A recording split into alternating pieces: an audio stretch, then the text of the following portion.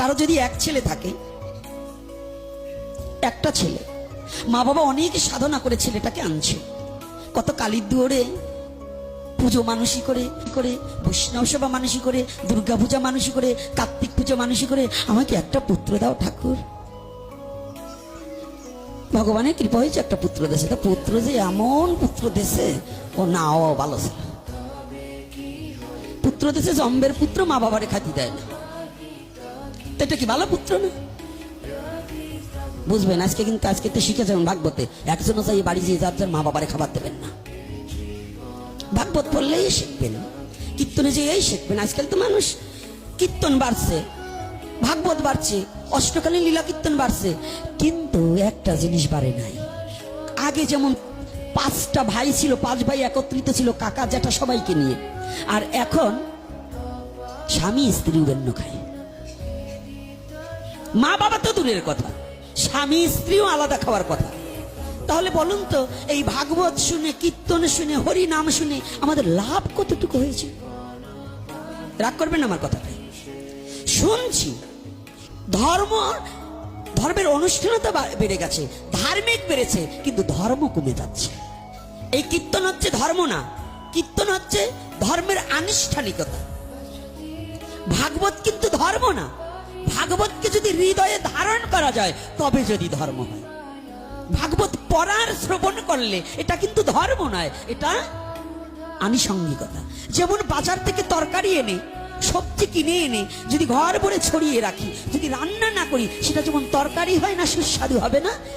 এরকম অনুষ্ঠান করলে যদি তার মধ্যে প্রতিপালন করে যদি নিজে সেই ধর্মটাকে হৃদয়ে দিয়ে ধারণ না করি, তাহলে আমার ধর্মকার্য প্রতিপালন করা হবে। তাহলে অভিশাপ আশীর্বাদ কেমন, আর আশীর্বাদ অভিশাপ কেমন? মা কাছে ভাত দিচ্ছে না, ছেলে ডাক্তার হয়েছে, MBBS ডাক্তার, কিংবা কারো ছেলে প্রফেসর প্রিন্সিপাল হয়েছে, কিন্তু মা বাবাকে দেখছে না, ফ্ল্যাট বাসা নিয়ে থাকছে। তো একদিন বাড়িতে ওই ছেলে আসছে, ফল পাকড়া গাছে জ্যৈষ্ঠ মাসে পেকেছে। মা তো অনেক যন্ত্রণা, আমি খেতে পাইনি, আমার খাবারটা তোকে দিয়ে তোর মতো মানুষটাকে আমি শিক্ষিত করেছি, তোর মতো সন্তানকে আমি শিক্ষিত করেছি, তুই আজ আমাকে দেখছিস না।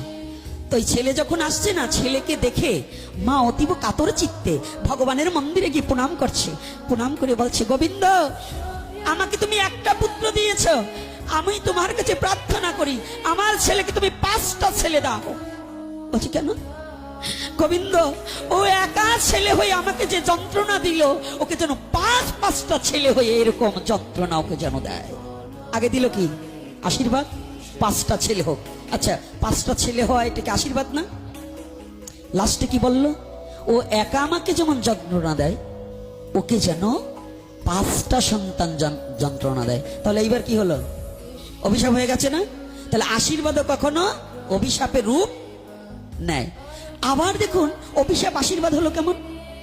একটা খোকা ছোট্ট একটু অন্যায় করছে, মা শাসন করতে গিয়ে কিংবা বাবা শাসন করতে গিয়ে বলছে, তুই আমার চোখের সামনে থেকে সরে যা, তোর মুখ যেন আমার দেখতে হয় না, তুই মরতে পারিস না। ছেলেটা খুব দুঃখ পেল, ছেলেটা একটু দূরে গিয়ে কাঁদছে, একটা পথের ধারে বসে বসে কাঁদছে, খুব কাঁদছে। বাবা আমাকে মরে যেতে পারলো, মা আমাকে মরে যেতে পারলো, আমার মুখ দেখবে না। পাশ দিয়ে ওই পাশের বাড়ির একটা জ্যাঠা কিংবা দাদু আসছে। ওই জ্যাঠা এসে বলছে, খোকা তুই কাঁদছিস কেন বাবা? খোকা তো জ্যাঠাকে পেয়ে মনের বেকুলতা প্রকাশ করছে, আকুলতা প্রকাশ করছে। জানো জ্যাঠুমণি, আজকে আমার বাবা আমাকে মরে যেতে বলছে, মা আমাকে বাড়ি থেকে তাড়িয়ে দিয়েছে, বলছে তোর মুখ যেন আর দেখি না, আমি এখন কি করবো, আমি মরে যাবো। বোকা, মা বাবা কোনোদিন সন্তানকে মরতে বললি? হ্যাঁ, ও তোকে মরতে বলেনি, তোকে আশীর্বাদ দিয়েছে। হ্যাঁ, বাড়ি যা, চল আমি দিয়ে আসি। মা বাবা কোনোদিন সন্তানকে মরতে বলে না, যদিও কখনো মুখ দিয়ে বলে তুই মরে যা, আবার অন্তর দিয়ে কাঁদে, ভগবান আমি বলে ফেলছি, তুমি আমার খোকাকে ক্ষমা করে দাও, বলে কি না? তাহলে কি এই অভিশাপ আশীর্বাদ হয়ে যায় না? মা বাবা যদি অভিশাপ দেয় সেটা কি হয়? আশীর্বাদ হয়। আবার যদি কায়দা মতো অভিশাপ দেয়, তাহলে কিন্তু আর এড়ানো নেই। আপনাদের বাস্তব জীবনের একটা গল্প শুনিয়ে তারপরে আবার তত্ত্ব কথার দিকে, কারণ বাস্তবমুখী কথা না বললে পরে যদি দর্শন না দেখতে পান, তাহলে কলিহত যে বিশ্বাস করতে চায় না। আজকে নগদে ইউটিউবের মধ্য দিয়ে একটা ধর্মীয় বক্তার আলোচনা শুনলাম, সনাতন ধর্মের নিন্দা না করলে গো অগো পেটের বাতি অজব হয় না। প্রথমেই বলছে মূর্তি পূজা, মূর্তিতে খায় নাকি? ওরা মাটিতে সামনে কত সুন্দর লেপা বোঝা, পিছনে খড়ের বোঝা, বাঁশ দিয়ে খাড়া করে তুইছে। ওইটা বলে গো ভগবান, মানে বিভিন্ন ধরনের কথা বলছে। আজকের নগদে আমি শুনে আইছি। তা আমি ভাবছিলাম ওরা একটু পাইলে বুঝতাম যে ওই যে উপরে লেখি দাও, আমরা যেমন লেখি ঈশ্বর সর্বশক্তিমান, ঈশ্বর। পার্শ্ববর্তী ধর্মের তারা বলছে আল্লাহ সর্বশক্তিমান, ওই যারা ইংরেজ তারা বলছে গড সর্বশক্তিমান, কি বলে না? আচ্ছা, যদি মূর্তির মধ্যে সে না ঢুকতে পারে তাহলে কি তার ওই ক্ষমতা নাই, তার ওই শক্তি নাই, তাহলে তার সর্বশক্তিমান কি করে হয়? এই উত্তর দিতে হবে। ঈশ্বর যদি সর্বশক্তিমান হয়, সে কি ওই শুকনো কাঠের মধ্যে ঢুকতে পারে না? পারে কিনা? আমি সেই ধর্মে জন্মগ্রহণ করেছি যে ধর্মের ঈশ্বর, যে ধর্মের ভগবান শুকনো পাথরের মধ্যে ঢুকতে পারে। তোর মতো বুকাচন্ডী না, তোরা তো গাধা। গাধায় কি চিনি ববে কিন্তু বুঝবে না যে তার স্বাদ কেমন। তদ্রূপ সনাতন ধর্ম মূর্তি পূজার মধ্যে কি আছে গাধায় কখনো অনুভূতির জগতে নিতে পারবে না। মূর্তির মধ্যে আমার ঈশ্বর সর্বশক্তিমান, মূর্তির মধ্যেও তিনি যাইতে পারে, আসতে পারে, থাকতে পারে, তিনি সর্বব্যাপী বিরাজমান আছে। তাই আমি মূর্তির পূজা করি। আমি সর্বশক্তিমান, আমার ঈশ্বর সর্বশক্তিমান। ওখানে যাব পরে। একটু বাস্তব কথা বলে নেই যে এই যে অভিশাপ, অভিশাপ কি জিনিস। কাশিমপুর চিনেন তো? কুশলচাঁদ সেবাশ্রম, ওর পাশে আছে দিঘলিয়া কাশিমপুর। ওখানে এক ব্যক্তি জমি বিক্রি করে আর খায়। মা আছে জীবিত, তার এখনো দুটো কন্যা।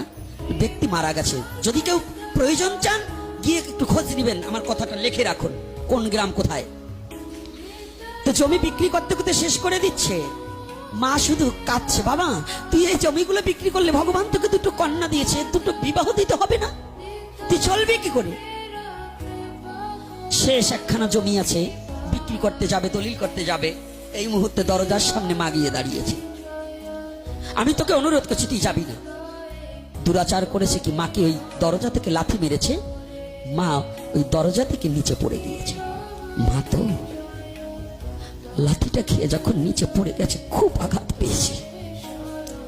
ঠিক বেলা 12টা থেকে 1টা বাজে, তখন হয়তো না জানি ভগবান তখন ওখানে বিরাজমান। তো মা হুট করে উঠে খুব যন্ত্রণার সহিত 2 চোখের জল ছেড়ে দিয়ে, পাশে ছিল মন্দির, পূর্ব দিক তাকিয়ে বলছে, গোবিন্দ যদি তুমি থেকে থাকো, আমি বলছি যে পা দিয়ে আমাকে লাথি মেরেছে ওর যেন কুষ্ঠ বেদি হয়ে আঙুলগুলো যেন পচে পড়ে যায়।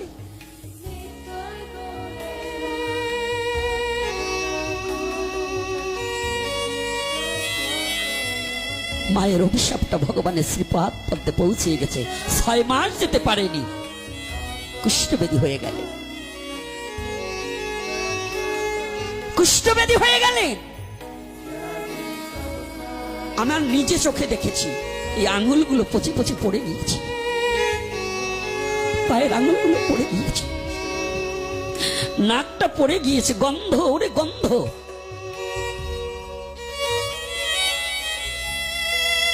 এইবার মা কি করছে জানি? সেই মা ছেলের ওই করুণ অবস্থা দেখে আবার মন্দিরে গিয়ে কাঁদছে, গোবিন্দ তোমার কাছে প্রাণ ভিক্ষা চাই, আমি ভুল বুঝে বশত আমি অভিশাপ দিয়েছি, তুমি কৃপা করে আমার খোকাকে মুক্ত করে দাও। অভিশাপটা সাংঘাতিক জিনিস, সাংঘাতিক। যদি কোন ক্রমে, দৈবক্রমে যদি সঠিক তত্ত্ব এবং বাস্তব যদি সত্য হয়, যদি কেউ কাকে অভিশাপ দেয়, পৃথিবীতে সাপের বিষ ছেড়ে নামানো যায়, অভিশাপের বিষকে কোনোদিন নামানো যায় না। এটা আমার বাস্তব জীবনে, আমার নিজে চোখে। তো এই জন্য বলছি, প্রতিটা জীবকে ভাগবত শুনুন, কীর্তনে শুনুন, লীলা কীর্তনে শুনুন, যাহাই কিছু করুন, জীবনে এমন কিছু করবেন না যে যেন এমন কোন অভিশাপের সম্মুখীন না হই যে আমার জীবনের সমস্ত কিছু নষ্ট হয়ে যায়। 4 যুগের মধ্যে শ্রেষ্ঠ কলির যুগ বলেছিলাম না? 4 যুগের মধ্যে কোন যুগ? কলিযুগ শ্রেষ্ঠ। কিসে কিসে শ্রেষ্ঠ? না শুধু মারামারির জন্য না বাবা, যা 3 যুগ ভরে যে প্রেম উৎপন্ন হয়েছে, যা কোনো জীব পায়নি, আমার মহাপ্রভু কলির করকমলে ঢেলে দিলেন নিজে আসে। 4 যুগের